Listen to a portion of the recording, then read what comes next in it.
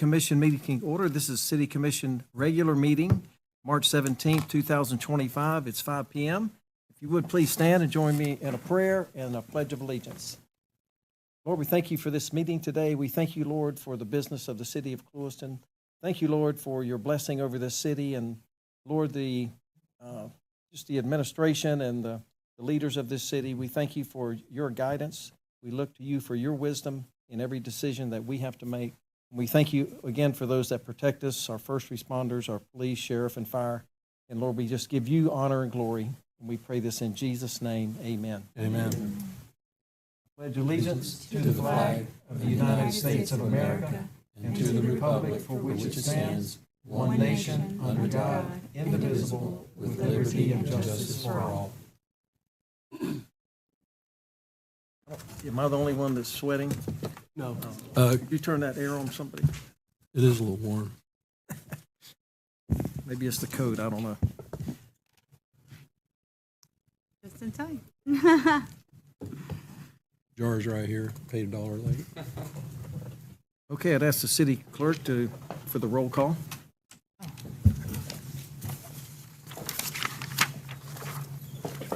Hey, Dylan. Amen. Mayor Pittman, Here. Vice Mayor Highslope, Here. Commissioner Gardner, Here. Commissioner Edmonds, Commissioner Williams, Here. City Manager Williams, Here. City Attorney Brandenburg. Here and not a minute late. You have a quorum, sir. All right, thank you. Any changes, additions, deletions to the agenda? Yes, Yes, Mayor. sir. Lakeisha. Yes, sir. Could we please remove item number 7, which is ordinance 2025-02 on second reading, amending the code of ordinance for amusement and entertainment? The timing of the second notification would not have given us our 10 days. So if we can please pull that, and it'll be heard on the April 21st. Okay, all right, we'll pull item 7.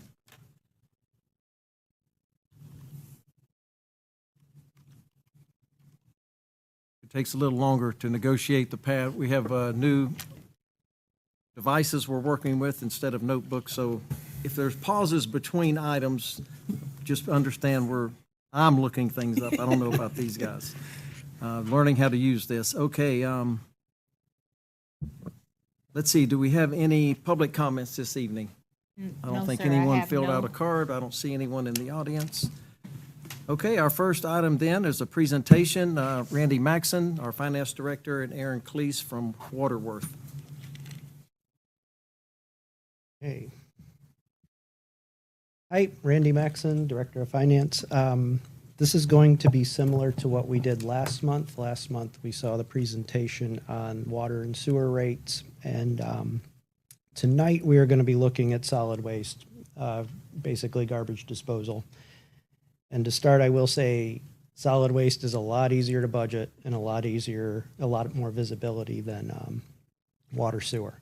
Solid waste is your big expenses by far is our cost to take the trash over to Lee County landfill, through Lee County Solid Waste is this department's biggest vendor. So a few notes before we get started. Aaron's going to go in about 3 minutes. We're going to go with a presentation similar to talk about our cash flow situation and what we want to try to accomplish with what I believe to be a modest rate increase. But a couple, as we were getting stuff together, a few things that I stood out that I want you guys to at least be aware of.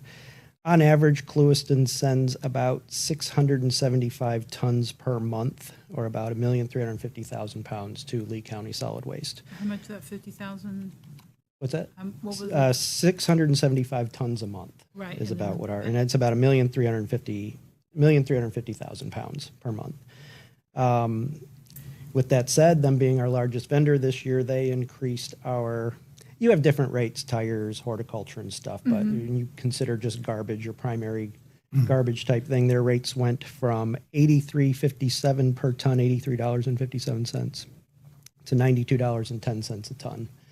10% increase, we have to account for that without considering anything else. That is, we have to pass that along. There's no option there.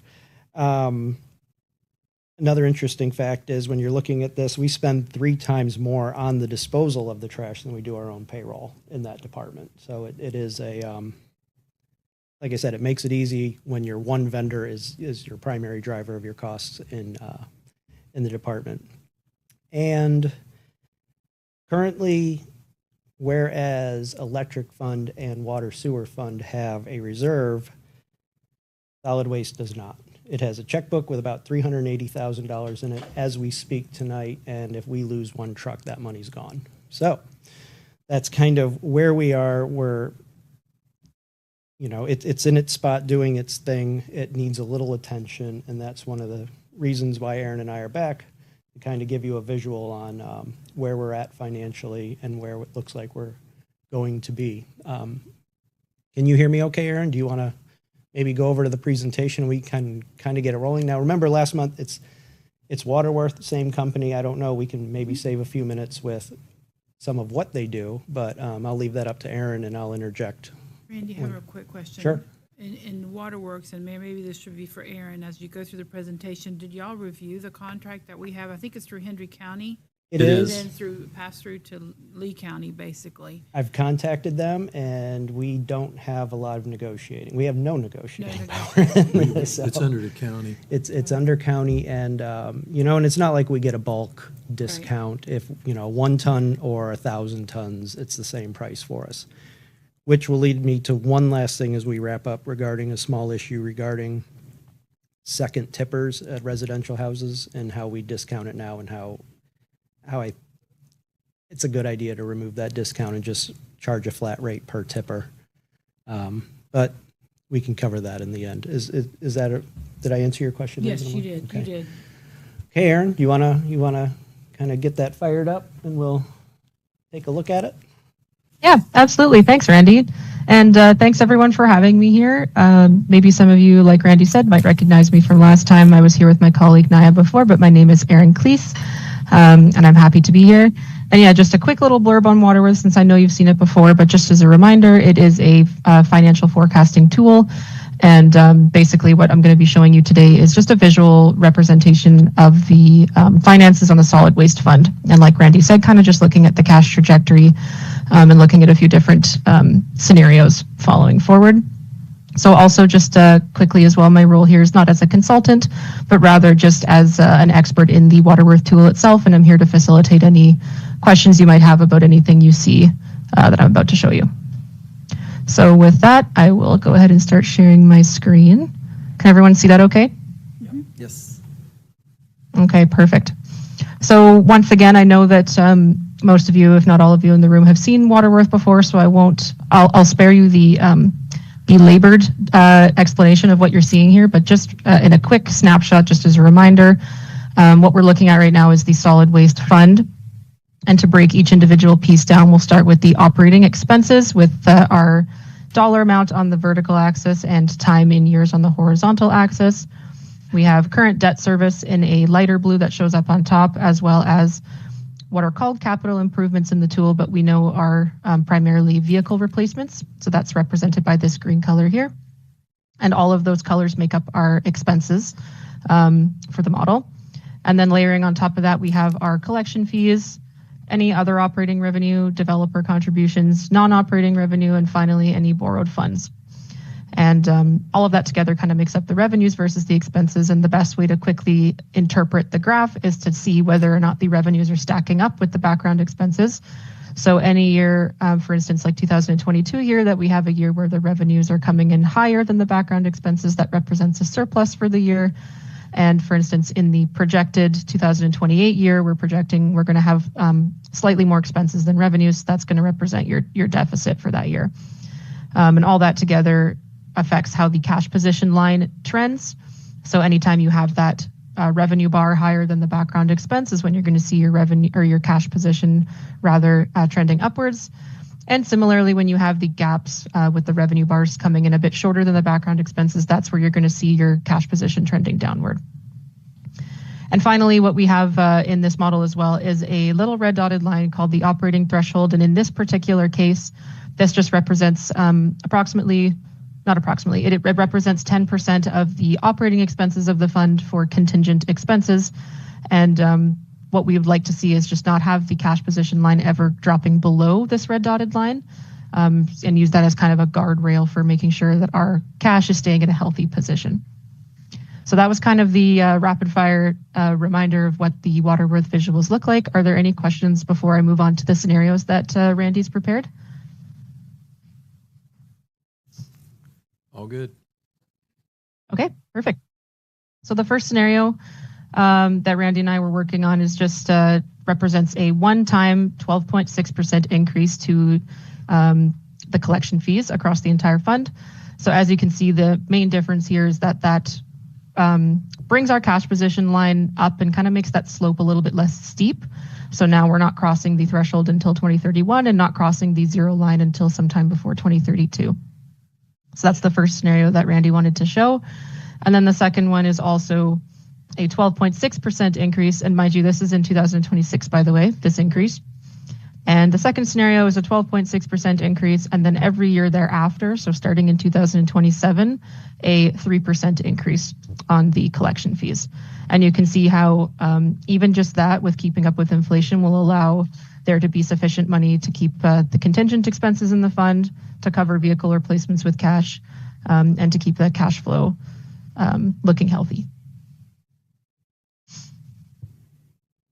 Any questions or anything on that? Or Randy, if you had anything you wanted to discuss afterwards? No, I think it's important to point out that the green, which is the capital, all of the reserves for this account is basically lining up to buy the new trucks. This year we got a couple new trucks, and so you'll see that in our 26 budget, our capital's really low. I think we've got some dumpsters in there. But, the equipment's in good shape right now, but we do need to look out, as in our replacement cycles over the next couple years, as we're replacing those trucks to. They normally look 5 to 7 years is what you should be swapping out your trucks. That's when you start having issues. So that's kind of what we're targeting. Right. It's 5 to 7 years. So, but that's the biggest thing in capital, which is much easier again versus water sewer, where you've got 2 different plants that can break down at any time, plus all the transmission lines and all that other good stuff in the piping. So again, that's why solid waste has the visibility is a lot cleaner, and it's a little bit easier to project. So these numbers are confident with these numbers. Now, Aaron, I think we're ready to move on if you are. Yeah, I mean, that's just about all I had to show you. I thought we had a bunch of pages, didn't we? No, that was it, wasn't it? Randy. I prepared a slide deck for you that I'd be happy to walk through as well. But in terms of what the slide deck covers, this was it. It was just the three scenarios. One showing the fund with no increase, which, by the way, I don't know if I really explained that super well. This is what the fund would look like if we had just no increase on the collection fees going forward. And then the difference between this scenario, the scenario in which we do a 12.6% increase in 2026, and then this scenario where we have the 3% increases after that as well. Is there Short a and sweet. dollar amount attached to the capital or the cash that we can see to, make sure we have enough money to buy the truck when it comes to? We will have to go into the spreadsheet down below. Can you pull that up, Aaron, on the capital page? Yeah. Which would you like me to look at the spreadsheet for the 3% increase scenario or the baseline, or which one would you prefer to look at? I think the capital in either is the same as far as, because we're looking at the capital expenditures. You want to see the capital itself. Okay, here we go.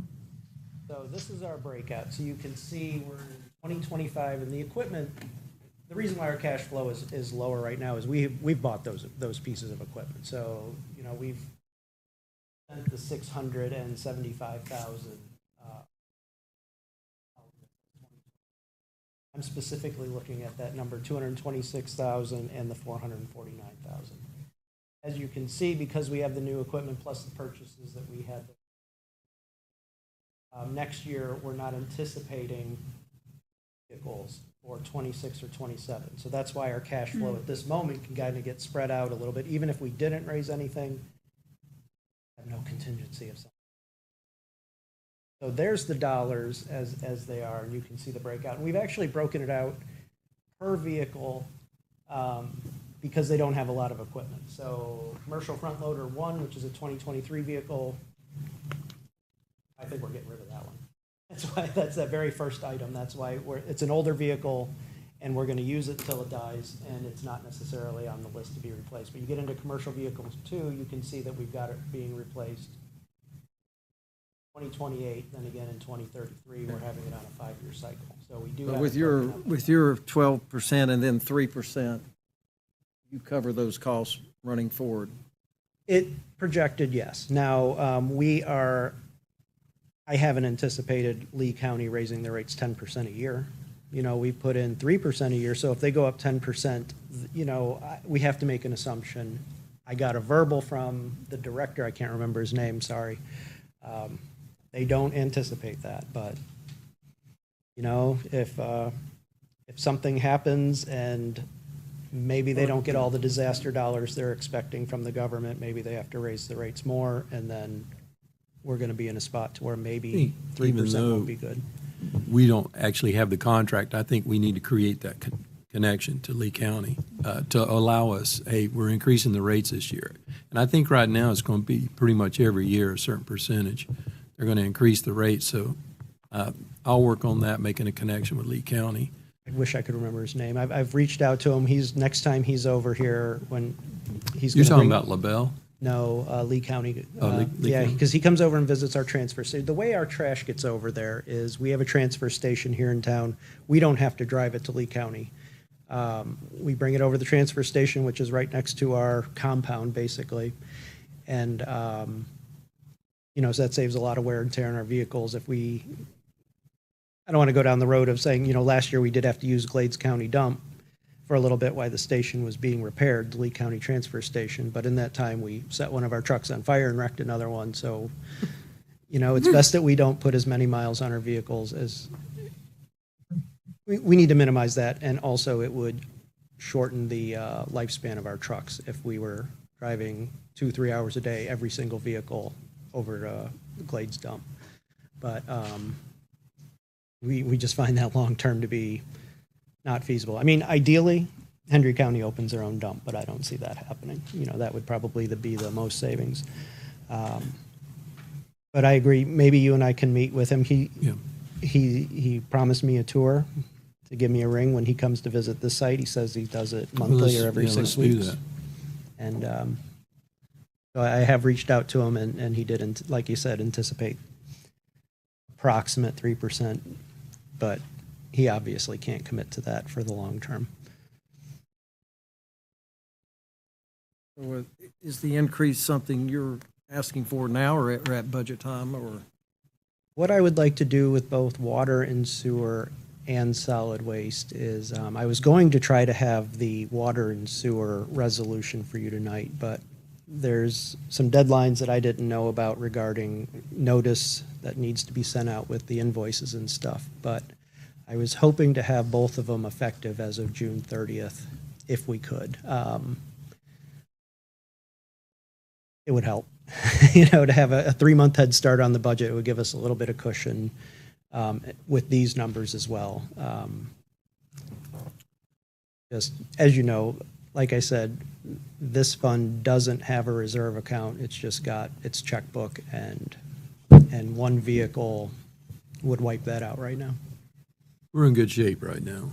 I think we will be for the next Equipment-wise, 4 or yeah, 5 yeah. years. We've got a backup, you know, side loaders. So we're running, we have 3 side loaders. So 2 of them are brand new. So, and they've been running pretty well. And But we've this cut the department- route too, which has taken a lot of pressure. You know, we do the north side and on Mondays and the south side Tuesday, whereas in the past they were doing the whole town. So it's taken a lot. I mean, the trucks used to run from 6 in the morning on heavy holidays, whatever, it'd be 7 at night. They're done by noon. So a lot less stress on the trucks. So that's one of the things too we've done to take that pressure off those trucks. So it should be And I believe we think that our truck replacement cycle is conservative. You know, we might be able to get that extra year out of them. But it would be nice to just have a little bit of money set aside for the rainy day. If we fully used our 10% contingency that we're required to have in the budget, we'd be out of money in this department. And one thing I would like, if we answered those questions, is just to circle back on the tipper, which is probably going to be the most interesting to whoever is listening right now that happens to have two tippers. The way our residential tippers work is that we charge $31.08 per month, and the 12% increase would move that rate to exactly $35 per month. Now, 143 residents have a second tipper that we've offered to them at $12 a month. And I don't fully understand why it's at a discounted rate, primarily because whether we send 1,000 pounds of trash to Lee County or 100,000 pounds, it's the same price for us. So it seems reasonable that that rate should be the same for the customers as well. We don't get really a bulk discount. So to having a second tipper would be equivalent to having a second 8-yard dumpster. And if we filled that up, it'd be really expensive, So that would be the other thing that would be a little bit different on the presentation is for those 143 customers, they would see an increase from $12 a month to $35 a month. Now, they don't have to have the second tipper. They can turn it in, or they can continue to use it. It would be their call. But it seems reasonable to charge the same rate regardless of how many you're using. I know Randy just mentioned Glades County, and I know that the agreement we have is through Hendry County or Lee County. And years ago, when we had this discussion, I think it was in 2019, 2020, somewhere in there, we did look at other options, and we decided at that time that, we didn't want to change what we were doing because we figured out raising the rates because they had been so low for so many years. It helped us get to where we're at right now. I mean, in 2023, there was $1 million, right? Yeah. And a little bit of the 2023, it's a little bit deceptive because there was $1 million loan taken out for the three pieces of equipment that were bought that year. Okay. So that's not reserved, yeah. So it's not really reserved. That was just money from a loan. my question is, are we going to look, I don't know when this contract's coming up with Hendry County, right? Or with the agreement. Are we going to look at that and see if there's other options for the future for transferring? Glades County was mentioned. I don't know if there's, if that's possible or if not possible. I know we looked at Belglade at one time, taking it to there. That wasn't feasible when we looked at it before. Mhm. We might not have a choice. I just think we should look at it because of the fact of the increases that we're receiving now. Absolutely. I think when we went to Glades County, my concern is, which Randy mentioned, is the mileage. We changed out a lot of tires, and the trucks are gone for quite a while. So is our trucks, Yeah, and again, we wrecked one, and we had other issues with trucks. There's and, also a 3-hour round trip, basically. Yeah, it's a 3-hour. So each truck, Glades It makes it County. a full day. well, it's 45 minutes to get out to the Ortona. you might be able to get Oh, a so lot it's of it. Ortona, okay, Yeah, so it's, yeah. okay. So we can't, we have no place, at least with Well, that's, the Lee County no, Transfer probably not. Station. They come here, yeah.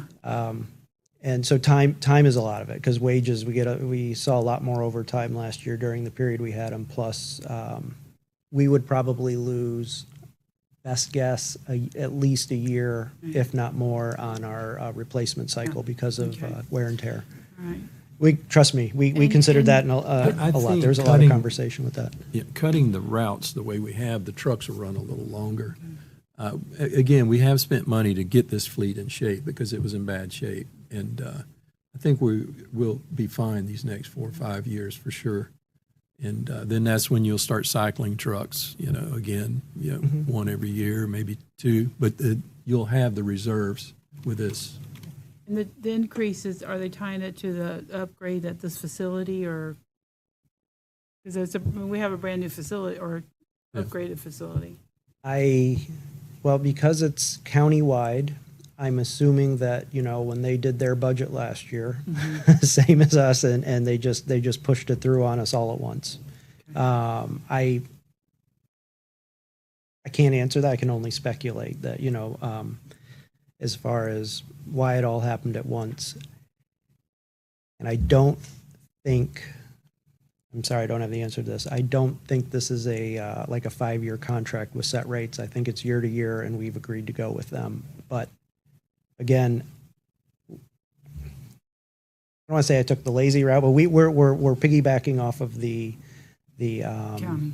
county website. I did ask him if we could negotiate separately on my phone call, and he said no. He just gave me a, Well, it's because of the fact that it's not by a tonnage amount. It's the same flat fee, right? So we thought we were saving money, I'm sure, when they originally did this, to go with the county, right? Piggyback on their contract.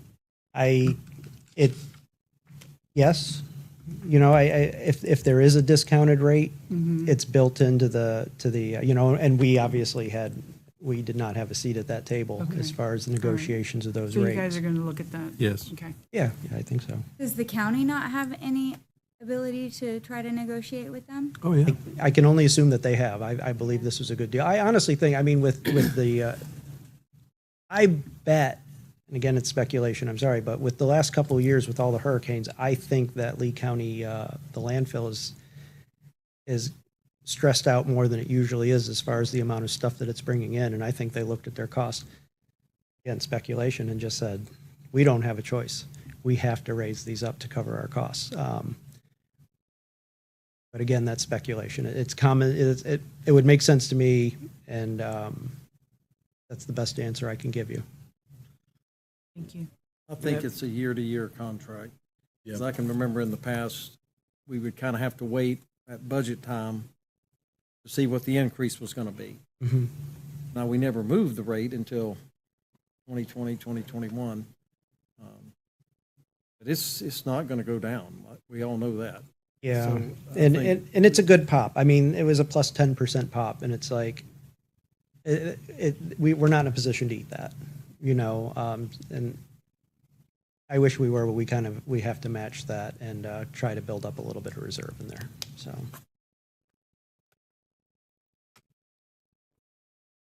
Something, Jason? At the end of the day, Lee County's it's the best workout for us. There's nowhere else for us to go that's feasible, time and mileage wise. Shot both of those out. We can't sit down and negotiate our own rates. We got to depend on what the county. We're going to try. We can try. I had about a 10-minute phone call, leading up to this. If we sit down with the city manager and their director, maybe, but it seemed like this was kind of a nice set contract. We're with Hendry County, and Right. And we can pursue it, regardless, especially as we go into budget here in the next couple of months. We can reach out a little bit further and have a more confident answer. Right. And regardless, we're going to have to hit the 10% that they did. We're going to have to match. If not, kind of put us in a really bad spot. So at the end of the day, matching what they did, I don't think it's bad. It's a stab at us, but And is what it is. I'm in town too. It hits me just like it hits Right. everybody else, and it's just something that when you look at the numbers, it just kind of makes sense that you want to do something like this. Could we decide to? Hey, any other questions? No, sir. Okay. Good job. So yeah, and so what I'm going to get with Lakeisha and Danny, and we'll see about getting the resolutions, and we'll see if logistically if y'all like the September 30th date, which would give us enough time to get our flyers out and the utility bills and June 30th or September? I'm sorry, it's June 30th. I Okay. apologize for that. That was a Yeah. slip of my tongue. Yeah, Thank you no for pro- catching okay. that. Gosh, that's Okay. far. Aaron, I think any more questions for Aaron? Anybody? Oh. I don't think so. Appreciate their Thank you, work on Aaron. forecasting Yes, thank for you. us. Thanks. All right, Thanks, Aaron. yeah, thanks very much. I hope to see you all soon. Okay. Bye-bye. Good. We're good. Okay, any questions on the consent agenda? Move that we approve. Second. Motion by Gardner, second by Highslope, to approve the consent agenda.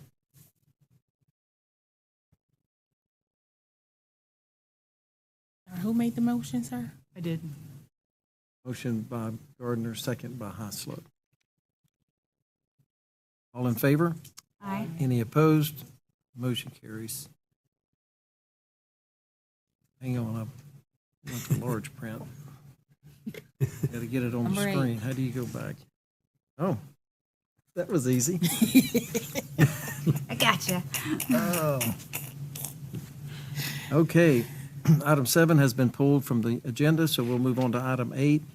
Consideration of ordinance 2025-03 on the first reading.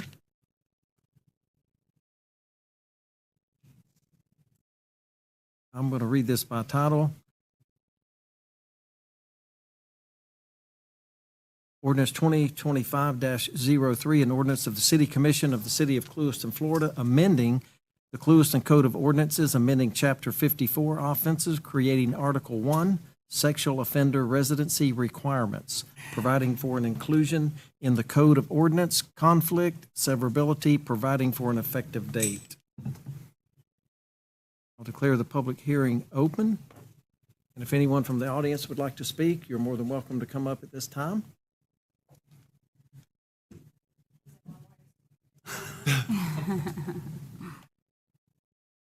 You would please state your name and address. I have a public comment card that I did officially.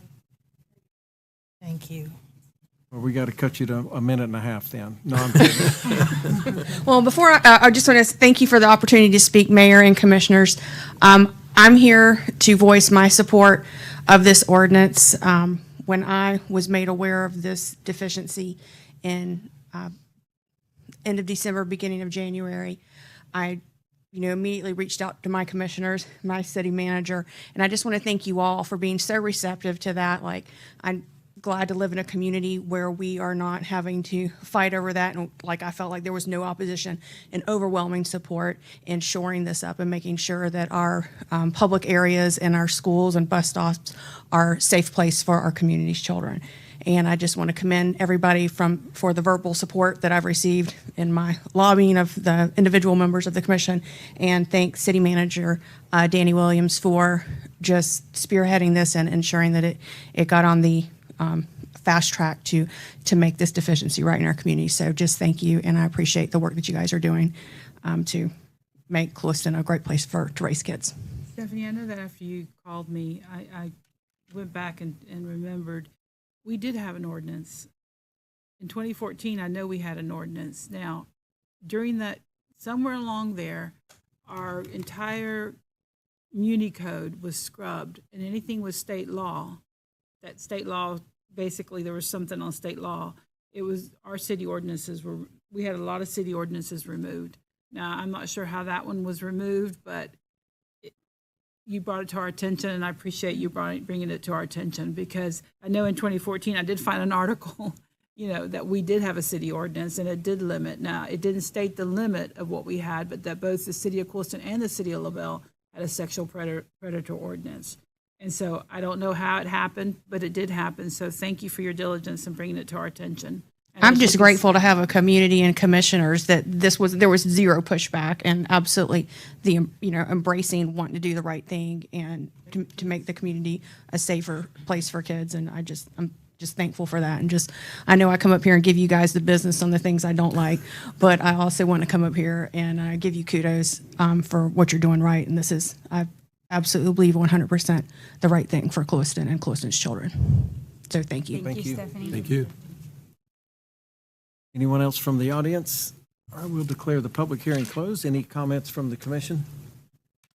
I want to just kind of mimic Molly just for a second and say, thank you to Ms. Busen for just finding that deficiency and helping the city get back on the right path, on the path that obviously we all want to be on, and keeping our kids safe. I'll make the motion to approve ordinance number 2025-03 on first reading, amending the Clewiston Code of Ordinance, amending Chapter 54 offenses, creating Article 1 sexual offender residency requirements. I'll second. Okay, motion by Gardner, second by Highslope. Any further discussion? All in favor? Aye. Any opposed? Motion carries. One more reading. Okay. Give me just a second here. Oh, I messed up again. Are you in here?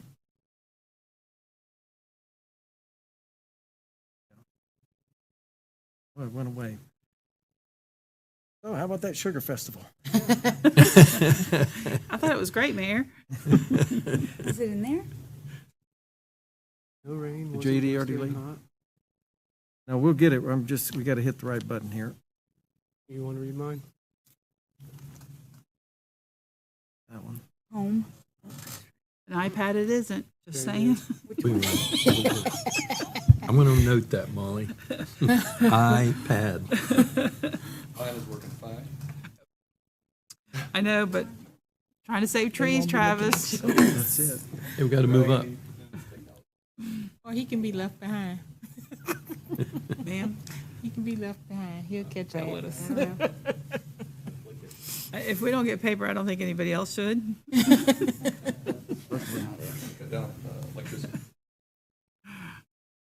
No, can't do that.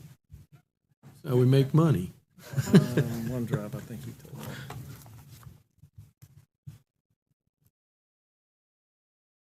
Okay, we're working on it. Doing good. Doing great. We'll find it. Hold on. You have yours, I have to Jason? pass it down to Lakeisha. Here, you can pass it down. Like me to read it behind time? Hopefully I won't miss this. Maybe I shouldn't use the pointer. Okay, is this the next one? Item 9. Item 9. Okay, item 9 on the agenda is the consideration of ordinance 2025-04 on the first reading, amending the Code of Ordinance, Chapter 22, Business, creating Article 8, Vacation Rentals. This is an ordinance of the City Commission of the City of Clewiston, amending the Clewiston Code of Ordinance, Chapter 22, Business, creating Article 8, Vacation Rentals, providing for inclusion in the Code of Ordinance, conflict, severability, and providing for an effective date. I'll declare the public hearing open, and if anyone would like to speak from the audience, you're more than welcome. I don't see anybody, so I'm going to ask the manager to give us an overview.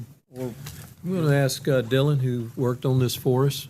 Mayor, I'll have some comments after the fact. Absolutely. Nice to see all of you.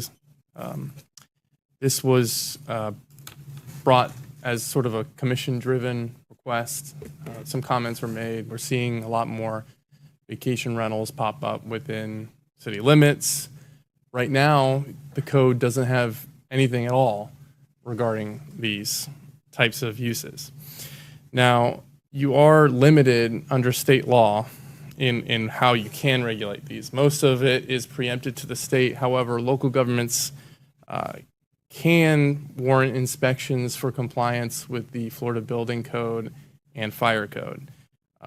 So what this ordinance does would essentially create an inspection process where a building department would go out, take a look at these units, make sure that they're following all the health safety requirements of the building and fire code before issuing that permit that would allow them to operate. And if they fail to do so, you can then go after these uses with the code process for failing to obtain those permits. Happy to answer any other questions that you might have. To me, this links it to the RV situation that we have. These RVs are becoming Airbnbs and are being advertised, and that's why I hope the P&Z board comes back and thinks a little bit about a policy or an ordinance so we can have access in the back to oversee these things, because they're popping up everywhere, and that's where these things are located, is mostly in backyards. Again, last week I think I found 4. We did address them, but again, it is an issue, and I'm glad that we're going this direction. So with this, we'd be able to see the RV in the backyard and run a fire code inspection on it and be able to push somebody in there. If we're in there on fire code and there is somebody living there, then we can go ahead and send out code enforcement on the living process. Yeah, I believe it's kind of iffy there, but again, once we address P and Z, I believe we'll answer that real quick. We get that cleared I up. don't think it just gives us like free reign to go in people's backyard. you Yeah. know. No, No, not at all, but it gets us a step closer Yes. to controlling more and more of the RV situation. Well, and I think for me, seeing there's a lot of Airbnbs that have popped up, and I get it. People do want to, maximize their investment, but that we don't have guidelines within the city limits. I think that is a concern. And even though state law, we can't say you can't have an Airbnb in a residential neighborhood, an R1, R2, R3. Right. But at least this way, we know where they're at, they're registered, operating legally, and that there's inspections. And so I think which is important. Because, I'll make a comment on this real quick. 1 minute. 30 seconds. Travis Reese, Community Development Director, Fire Chief. The real reason for this ordinance is transient and non-transient residents. And what I mean by that is your typical residential units, your single-family homes, your two-family duplexes. People are living in those long-term. They move in there. They're there for more than a month, maybe years. They know where the exits are. They know their home. They know the rules of the community. When you have this kind of new internet-based transient lodging coming to residential areas, we really didn't have a mechanism for that. You have a mechanism in your apartment buildings, your multifamily, your hotels, your motels. There's rules at the state level. There's rules at the city level where, in the middle of the night, you know what the rules are. You know who to call for 911. You know the address. And by bringing this ordinance in, those rules in the Florida State Fire Code will now be applicable to these single-family units if they're used as transient lodging. So there is a real safety benefit of that. If you've ever been in a place and you're tired, you come in and you rent for the night, or you rent it for a couple nights, you go to sleep, and all of a sudden you're awakened by something that startles you. You don't know where you're at. You don't know how to get out. So if you would entertain this ordinance, the staff definitely supports it. I think it's well needed. It does many things for you, but that's probably the most important, is to give those same protections to people who are renting units in areas that are not inspected and protected by the Florida Fire Prevention Code. So it will bring in certain things that in a single-family home that they're not typically seeing. They will have to have their smoke detectors. They will have to have an extinguisher. They will have to have the name of the person who owns it and who to call for 911 and any other things the city deems necessary. You may have garbage days, maybe there, noise ordinances may be there. yeah, and fire alarms. Well, I Correct. believe we have the noise ordinance. We have it in covers. place, but what I'm getting at is a transient person would have no idea Well, true. Of what those ordinances are. So if you pass this ordinance, then the staff can put those policies and just make the person applying for the application, then post those somewhere inside the house. And when I reached out to some of my other colleagues in other fire districts, they also issue a permit. It's visible from the front of the home. So law enforcement, as they respond to a noise complaint or any type of complaint, they can pull that number up in their own dispatch and find an emergency contact if no one's answering the door. Because again, it is single-family homes, you're limited what you can do. But once they've identified by that placard or that decal that this is actually a possible transient rental location, then it kind of changes. They're not dealing with a resident; they may be dealing with a guest. So I just want to make those comments I like for the you. ordinance. I think it accomplishes what you want it to accomplish, but I can also appreciate that it doesn't over-regulate, that short-term rental.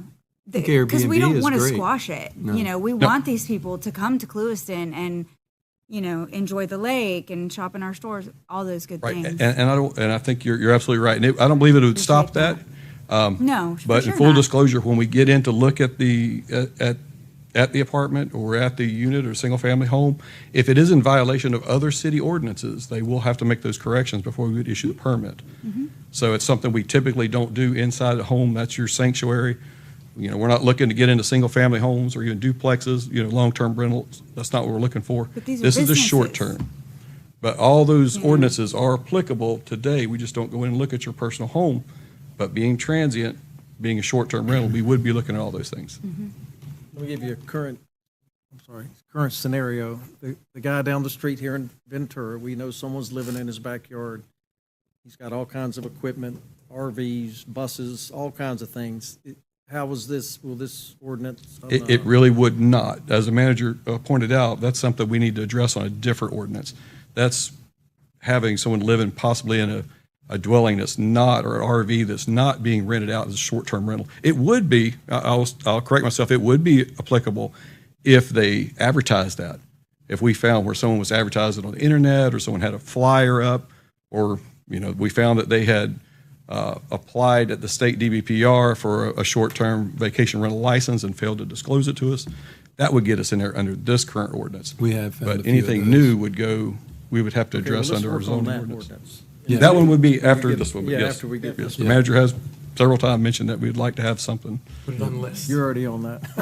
And we've been working on that, Yeah, so I like just this. putting them in place. Travis, real quick, I know that you mentioned the permit, but there is a permit requirement. You're just saying the posting of the permit.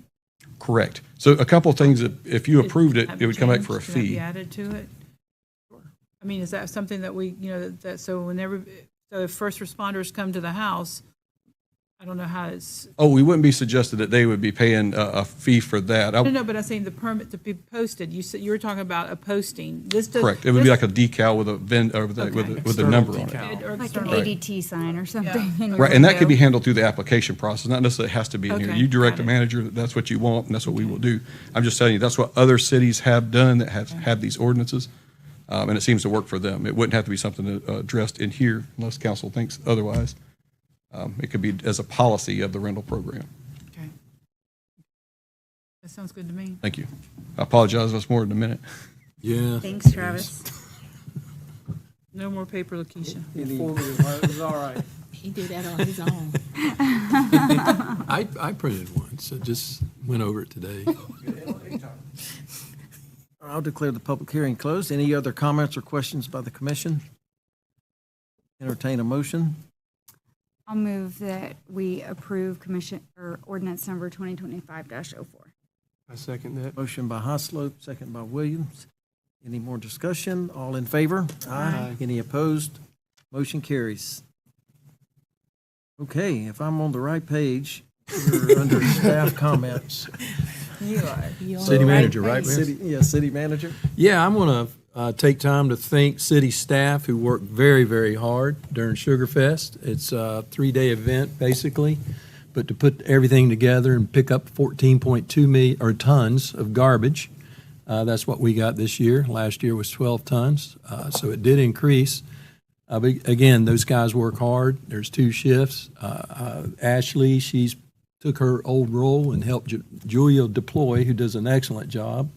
Worked on it, put it together. Of course, my wife participated, so bless y'all's hearts. So anyway, I just, again, thank the city staff. I can't say enough. They do it year in, year out, and it's amazing. And it looks great the next day, like no one's been there. So, and it was a great Sugarfest, and PD, everybody, I appreciate it. You did an excellent job, Mayor. When you did the prayer, I thought that was excellent. Great job. Everyone did great, yes. Yep, that's it for me. City attorney? I wish everyone a happy St. Patrick's Day. I was going to wear my green suit tonight, but unfortunately it's at the dry cleaners. Maybe next year. That's all I have. Actually, I forgot about that. Yeah. City commission comments. We'll start with Mr. Williams, Commissioner Williams. Back up what Danny said, it was a great weekend. There was definitely 25,000 plus people. I'm not sure on the number, but it was up there. All the bands were great. Friday night was even excellent. Friday night's becoming a big thing for Sugarfest, and you guys do a great job putting it together. I agree with that. I haven't heard one negative comment about it. Haven't heard anything negative about our last meeting and our little increase that we went up on. Nobody's jumped on us about that, so that was all well and good. And other than that, everything's running smooth as it should. Good. Commissioner Haslett? I'll echo the Sugar Festival comments. It was a great event. I think it was our largest one yet. I think so. Both Friday and Saturday. Yep. So Friday I was know great. that the city worked hard. I know that Julia worked hard and the Sugar Festival Committee worked hard, and it's very much appreciated. And that's all I've got today. All right, great. Commissioner Gardner? Just to echo again the comments about the Sugar Fest. But I think one of the things, I mean, it was a great event, is that there's a lot of fundraising that happens over that weekend. Different folks have, they're whether they're selling cookies for a church there, or whether they're, whatever they're doing, or I will, from firsthand experience, the Friends of the Library, the amount of people that came in, they were wanting to buy, the books for $1 and also help out with a raffle. I mean, Friday night, Jason, you mentioned that. There were folks that were there Friday night to listen to the concert that couldn't be there for the event on Saturday, and they were stopping. The museum was overwhelmed with a response when they were open of people coming to see the Clewiston Museum. And I think it's just a good trend that it's, yes, Sugar Festival gets them here because it was a lot of out-of-towners that came to both locations or another, just to the festival itself, but that there is a benefit, citywide. And I'm sure that the retail shops as well, those that were open even briefly, saw an uptick in people coming in and shopping as well. And so, I'm sure the food restaurants, everybody, not because some people just don't want a food truck. They went to a restaurant to eat. So I just think it's overall a very good economic benefit to the community, as well as just showcasing our town. But I do have one question. When we talked about the Airbnb and transient lodging, non-transient lodging and rentals, I think that we've made a distinction that they're different, and so therefore we're not inspecting rental properties as we used to in the past to make sure that they have the fire safety, all the other things. Am I correct in that? So the ordinance you looked at this evening specifically relates to temporary. It's less Right. than 30-day rentals. Right. Now, is the question relating to rentals Like generally? an annual lease, An most annual people have an lease. annual lease on a rental, and I know at one time we were doing inspections to make sure before we turned the power on that the house was safe. And I think we've done away with that because I think that there were some conflicts, or we thought that there were some conflicts. So I don't know, if that's something that should be looked at again, and that we could check state law on that. Because I think that, to me, the fire safety issue is a big issue when you're renting a property and we don't know if there's fire alarms in there or not, and whose responsibility is it? Is it us as a city that before we turn the power on to a unit or to a home, that everything's as it should be? I don't know. I know we didn't do the businesses that way. To my understanding, it was just residential property. So I'd like for us to look at that again to make sure that we're doing what we need to be doing, following state law on rentals as well, long-term rentals. A couple more points. I had the opportunity today to meet the Marshall's regional manager, April 24th. They've hired folks, and they'll be sending information to the city. But I'm looking forward to that. I think it's great news. And then just right beside it, from my understanding, and Danny, you can probably tell me, is that the Sonny's property has been sold to Culver's, and that there will be demolishing the existing Sonny's building and building a Culver's on that property. So, and just going back to the Marshalls, I think they're looking at anywhere from about 60 jobs. Oh, great. Yeah. So they were very pleased with the response of the folks from the community to apply for those jobs. So April 24th is what I was given and that they would be sending information here. Good news.